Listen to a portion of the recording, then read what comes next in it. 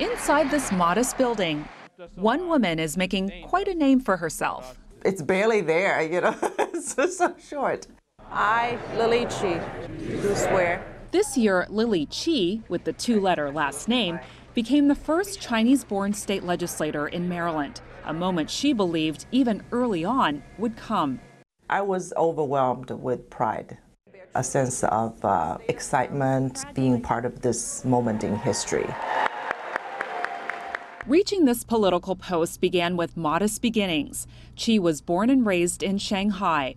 When she was in her 20s, Chi decided to leave for the U.S. alone, with the American dream in tow. My life in America has been just chapter after chapter of struggles to find who I am, what I could do to overcome obstacles at every turn. While working various jobs, she earned 2 master's degrees, raised a family, and built a career in higher education and community and economic development.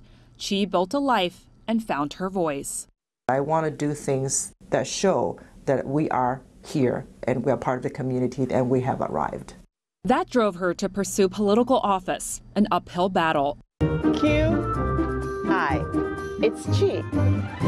Not only did people not recognize her name, let alone pronounce it, she had no political base and none of the big endorsements enjoyed by rival candidates. Nobody else like me had done it. You know, who was my role model? Chi represents a district with a large Asian American population. Getting those voters to the polls was not easy. So as part of her strategy, she turned to Chinese social media for help. WeChat is such a convenient and powerful tool for Chinese language speakers. Even if they are fluent in English, most of the people I know still sort of live on WeChat.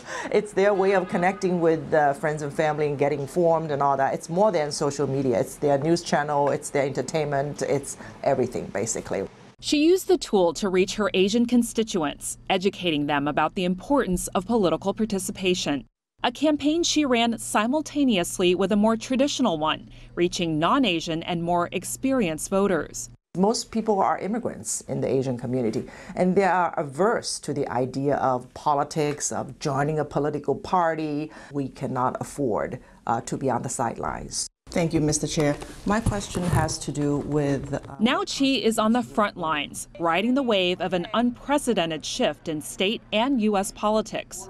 This year, the Maryland General Assembly and U.S. Congress broke records with the most female members. You can be anything you want to be in spite of the circumstances. This woman with the short name, Now it's real, vowing to make a long-lasting impact.